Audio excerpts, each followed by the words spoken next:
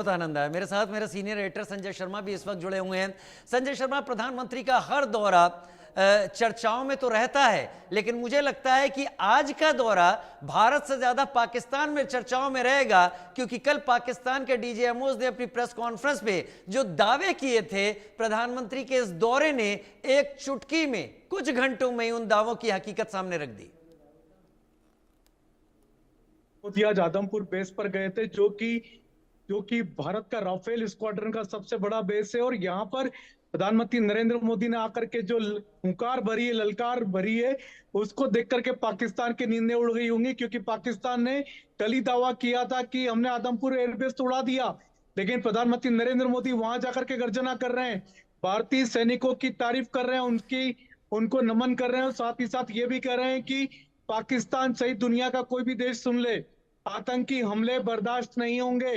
आतंकियों को प्रश्रय देने वालों को भी हम लोग आतंकी माना जाएगा, चाहे वो सरकार में हो।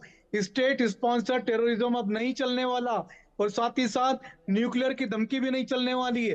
तो प्रधानमंत्री नरेंद्र मोदी ने आदमपुर में जो गर्जना की है, आज आदमपुर जाकर के, ये सबसे बड़ा प्रहार है पाकिस्तान पर।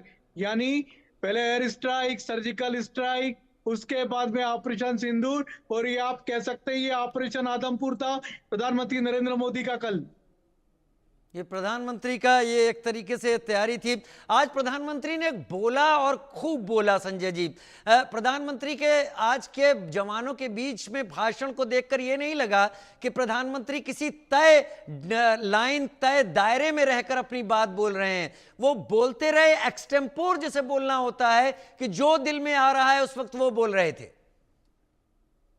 देखिए, प्रधानमंत्री नरेंद्र मोदी आज वायुसेना के उन जवानों के, उन अफसरों के बीच में थे जिन्होंने ऑपरेशन सिंदूर को अंजाम दिया, जिन्होंने पाकिस्तान में घुस करके पाकिस्तान के टेरर कैंपों पर हमला किया, पाकिस्तान के 6 एयरबेस तोड़ दिए, नष्ट कर दिए, पाकिस्तान के 3 आर्मी कंट्रोल रूम जो उनके होते थे सर्विस स्टेशन के, वो उनको नष्ट कर दिया। तो आज ऐसा लग रहा था प्रधानमंत्री नरेंद्र मोदी सैनिकों के बीच में जाकर के काफी इनफॉर्मल थे, और उनके बीच में 1 घंटे से ज्यादा वक्त उन्होंने बिताया। और उनका कहना था कि सैनिकों ने, भारत की सेना ने देश का नाम, गौरव ऊंचा कर दिया है। और ऐसा लग रहा है कि सैनिकों के बीच में आकर के प्रधानमंत्री नरेंद्र मोदी अपने आप को गौरवान्वित महसूस कर रहे थे। उन्होंने एक बड़ा संदेश दिया है, और इससे आज जरूर पाकिस्तानी की नींदें जरूर उड़ गई होंगी। संगठन के तौर पर बीजेपी की तरफ से प्रधानमंत्री के संदेश को लेकर क्या बातें सामने आ रही हैं संजय? देखिए, बीजेपी की तरफ से अब देश भर में तिरंगा यात्राओं को निकालने का दौर शुरू हो रहा है। दिल्ली में भी आज 4:30 बजे दिल्ली में 2-2 तिरंगा यात्राएं निकलेंगी, और ये सिर्फ दिल्ली में नहीं, पूरे देश भर में निकाली जाएंगी। और सेना का, इसमें बीजेपी का झंडा नहीं होगा, बीजेपी का ध्वज नहीं होगा, बीजेपी का नाम नहीं लिया जाएगा। क्योंकि ये जो हम आज जो विजय उत्सव मना रहे हैं, इसका पूरा की पूरा क्रेडिट और श्रेय जाता है भारत की सेना को। तो भारत की सेना को ही इस पूरे ऑपरेशन सिंदूर की विजय का श्रेय जाता है, और यही श्रेय बीजेपी देना चाहती है। लिहाजा इस पूरे अभियान के बीच में बीजेपी का झंडा, बीजेपी का ध्वज, बीजेपी का बैनर, पोस्टर नजर नहीं आएगा।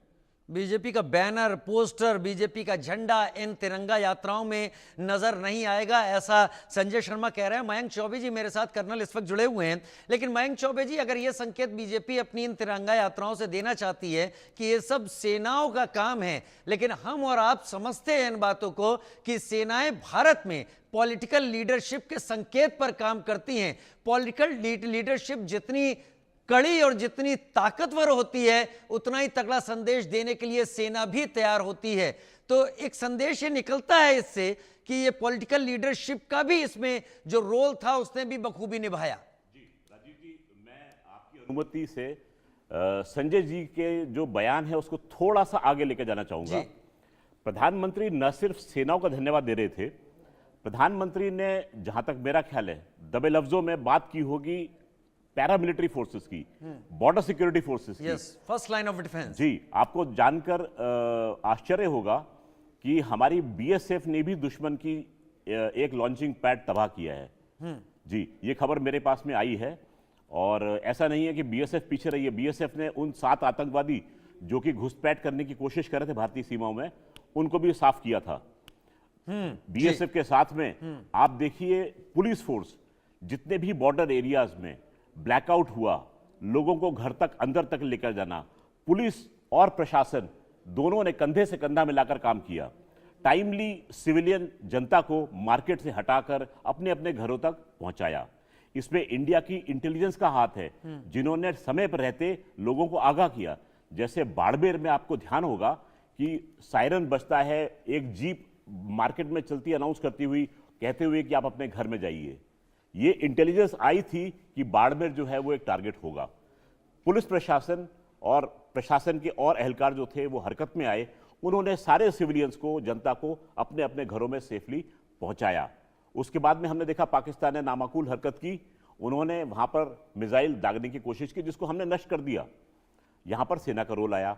उसके बाद में हमने उसका बदला लिया और उसके साथ जुड़ी हुई जो एयरबेस था उसको हमने साफ किया। इसके साथ में अगर आप देखेंगे डिप्लोमेसी का बहुत बड़ा रोल था।